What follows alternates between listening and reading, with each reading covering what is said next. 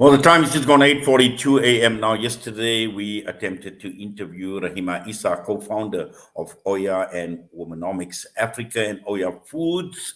And with the bad connection problems that we had yesterday as a result of load shedding, we couldn't get down to talking to Rahima Isa. But we are fortunate to get her back with us this morning. Rahima, assalamu alaikum wa rahmatullahi wa barakatuh, and welcome. Alaikum salam, and thank you so much for having me. Yes, wonderful you're able to join us, and hopefully we will have a meaningful discussion. I know it's going to be for a few minutes. You've got a very, very busy schedule, but yesterday being International Women's Day, and our focus has been on celebrating the achievements and the successes of women against women's empowerment, and also at the same time looking at women, what they can achieve on the African continent. So our focus this morning is going to be on business and building an empire. And you have successfully done all of that, Rahima. Success is so relative, but thank you so much for acknowledging that, because I think appreciation that success is actually a journey and it's not a destination. Means that we can accept that accolade, even as we believe there's so much more work to be done. Well, clearly, as you mentioned, it's an accolade. But just looking at your particular situation, and yesterday we touched on a few issues during the course of the interview, and the whole question surrounding opportunities, and also at the same time, as a woman, the challenges that women actually faced, and looking at yourself and the lessons that people can actually take from what you have achieved to date. I think in terms of the lessons that I think I've come to appreciate, because I think sometimes it's only with hindsight that you appreciate these lessons, right? I think the first one would be patience.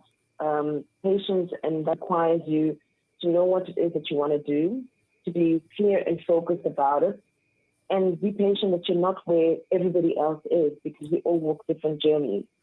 And patience and humility enough to ask for assistance where you don't know. I think you need to operate from a space where you acknowledge that those around you all are owners of information, knowledge, and content that can only enrich your own path. I think significantly, it's also about tapping into networks more effectively, more efficiently.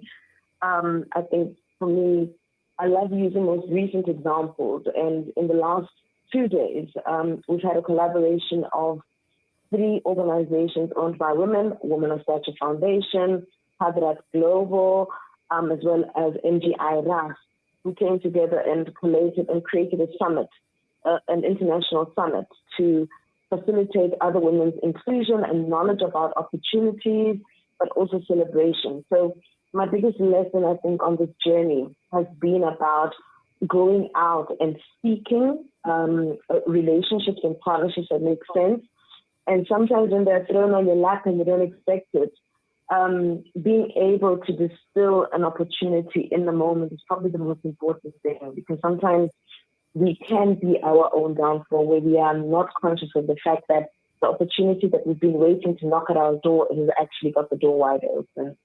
So I think that comes with, with good reflection and being ready and being grounded and being open. Yes, Raima, sometimes, we tend to play the waiting game, and we wait for opportunities to fall on our lap. And this is where, many women and, would say that, we look at the economic situation in the country, we see what is taking place around us. And sometimes we're being influenced by all these factors that are playing around us, which prevent us from tapping into our full potential and, growing from there. I have to agree with you, and that's what I say is a bit controversial, but I operate from a space of having worked in women development for at least the last 15 to 20 years. And so I speak from my own personal perspective and my own awakening in the last year or so. But sometimes we get stuck in the dialogue about stuff and not actually in the doing something different, right? we get so stuck in the convening because things are wrong. But the work doesn't happen in the convening. The work happens where you are doing the action of change, no matter how minuscule. Because the nature of the challenges tend to be so big. And we tend to sit back and we're talking about them because we're just imagining everything that we could do to fix them.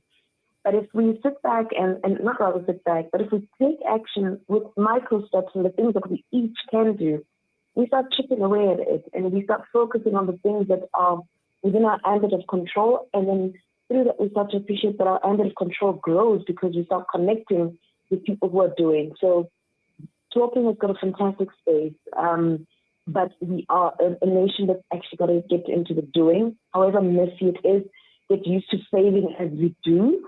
Get used to talking about our failures so that we sensitize others to the reality of the journey as opposed to, this glamorous out a perspective of what it is. And when we get more comfortable with the messiness of doing that which hasn't been done before or breaking barriers, I think we'll have more constructive engagement actually and not theoretical engagement on what it actually takes to do something different.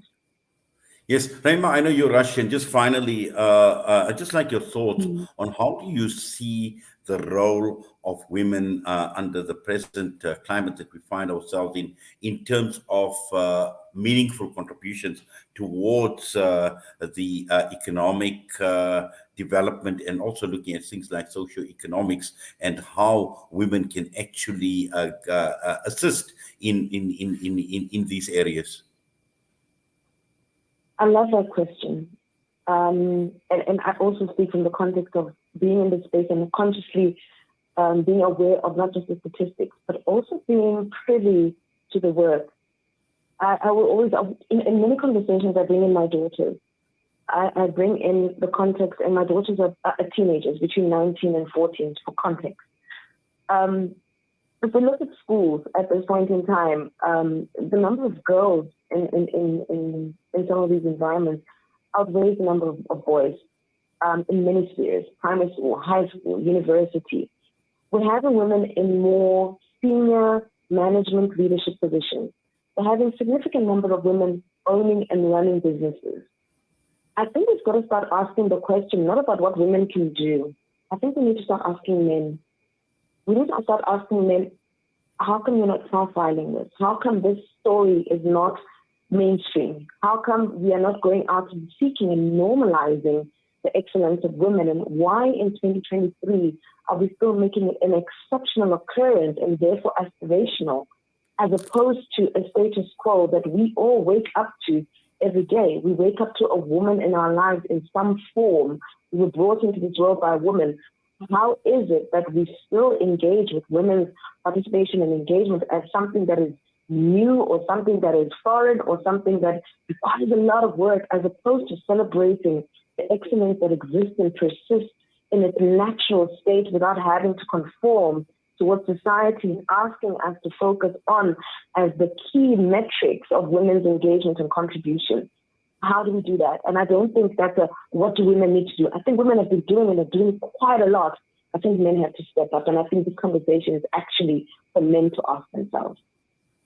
Well, Rehema, we're going to have to leave it at that. And I know you've got to rush, but we do appreciate you taking time out of your busy schedule this morning to talk to us here on Assalam Media. We wish you all the best. Please take care. Assalamu alaikum. Alaikum salam. Thank you very much. Blessings and peace to you, and thank you so much for this opportunity. Rehema Isa was us this morning, and that comes against International Women's Day that was celebrated yesterday. The time is just gone 10 minutes to 9. We come back, we'll be joined by Muhammad Batman Ismail, Itequini Secure. We are talking about the month of Ramadan. We're talking about Ramadan Secure. How do we keep our places of worship safe from criminals during this month of Ramadan?